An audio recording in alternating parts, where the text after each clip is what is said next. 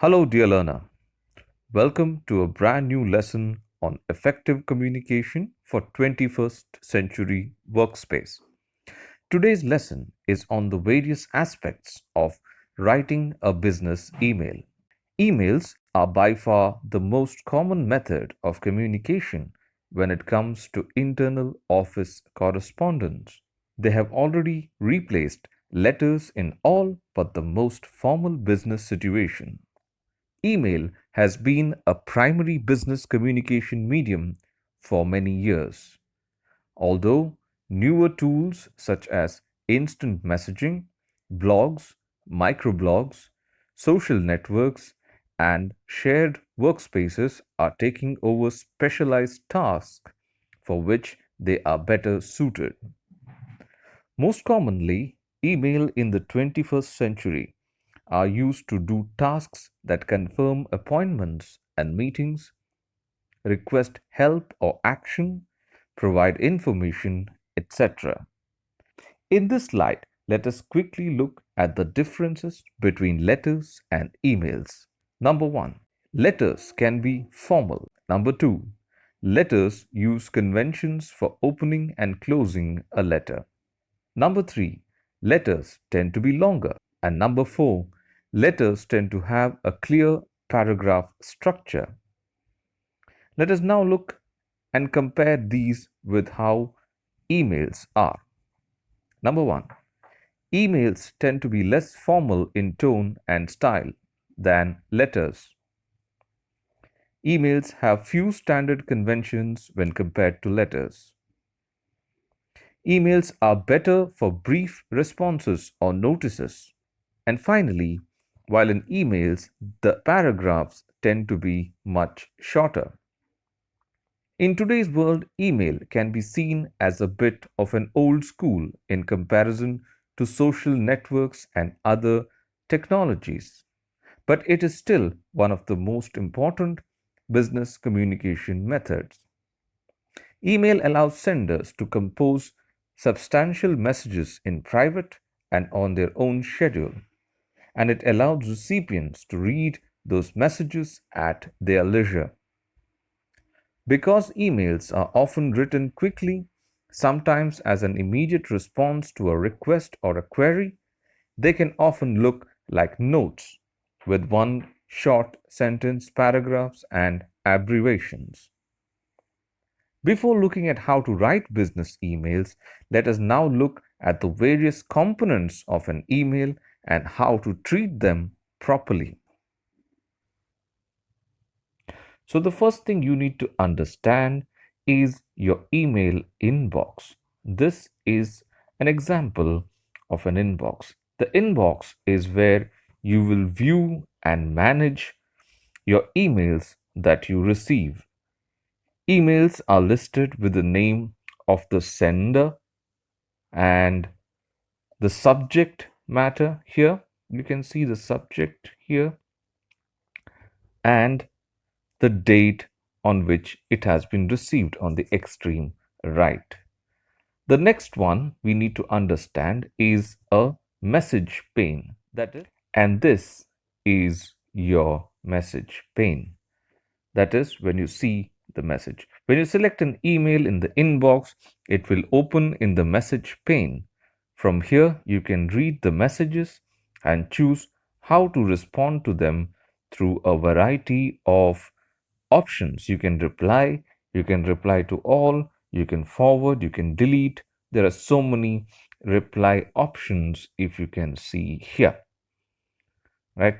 The next thing which we need to do, understand, is our compose pane, and that is you can see here, that's where you will compose your message.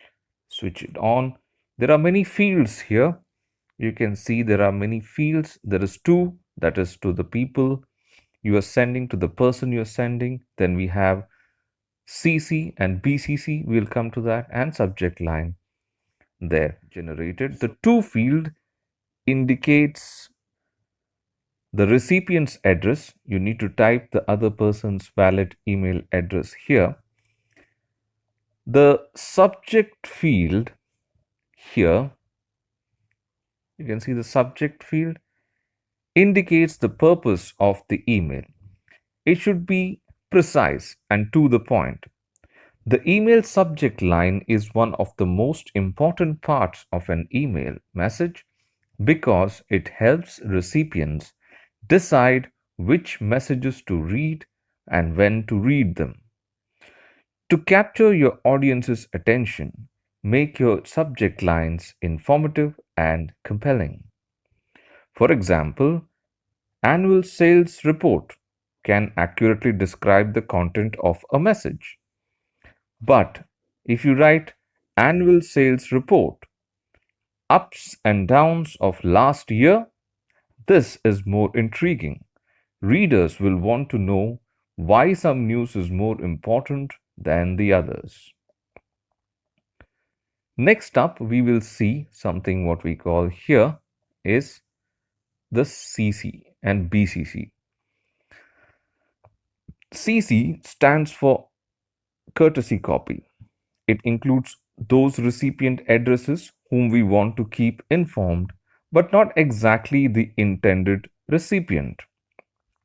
In business emails, the CC field is often used to show the recipient that other important people are aware of the email and the email requires urgent action and needs to be taken seriously. BCC, on the other hand, stands for blank courtesy copy or black courtesy copy. It is used when we do not want one or more of the recipients to know that someone else was copied on the message. Everyone who receives the message who can see who is on the CC line but not who is on the BCC line. So if you type somebody's email address here, the email will go to them, but the other people in the email list will not be able to see who has got this email.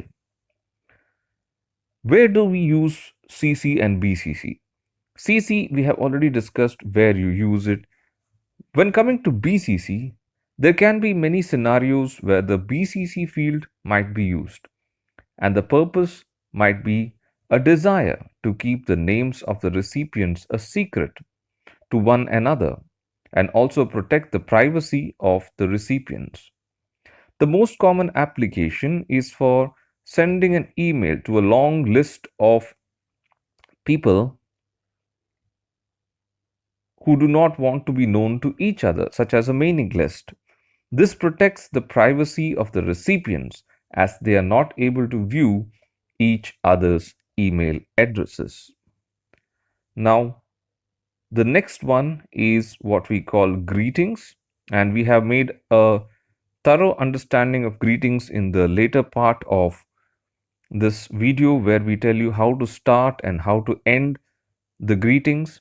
So generally we write dear so and so to begin, but it's not required as we will see.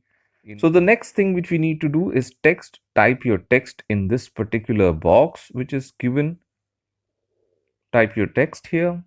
And in business communication, it is always better to provide your signature, that is your name. It's the final part of the email message. It includes the name of the sender, the address, and the contact number. These are some of the important stuff when it comes to writing emails during a business communication scenario. Guidelines for writing emails. Here are some general guidelines while writing for emails, especially in the business environment. Number one, be brief.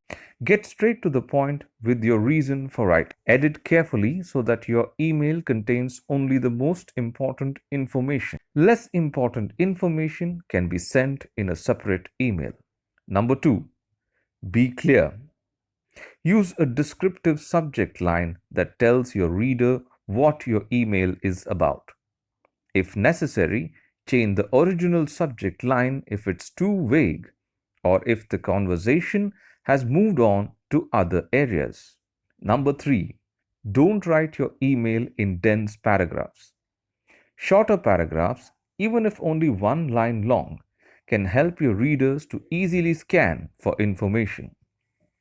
Number 4. Plan for longer emails. If you're writing a longer email, a plan helps you focus on the objective of your email and keeps your ideas linked and concise. Number 5. Be accurate. Use your spell check to eliminate spellings or typing errors. If you're writing somebody's name, check out the names and the spelling very carefully. Some Indian names like Pavitra have TRA and THRA. So make sure these names are spelled properly in your email. Number 6. Delete previous emails. Delete original emails if they are too long or unconnected to the present mail you're writing. And number 7, use a plain background. It is better to use black text on white background to be sure that your email is easily read. Patterns or motifs in the body of the email risk making you look very amateurish, childish, or even immature. When in doubt, stick to a plain white background and black text. Starting an email. First of all, let us understand you don't need to write dear somebody at the beginning of the email, especially if you're writing to people within your company. As the name of the person you're writing appears in the to box of the email, you can start writing your message immediately. If you're writing to people outside your company or to friends, you can use dear so and so to create a friendly tone. In some situations, for example, when you're emailing to a group of people, you can leave out dear name and then start with the objective of the mail directly. Ending an email.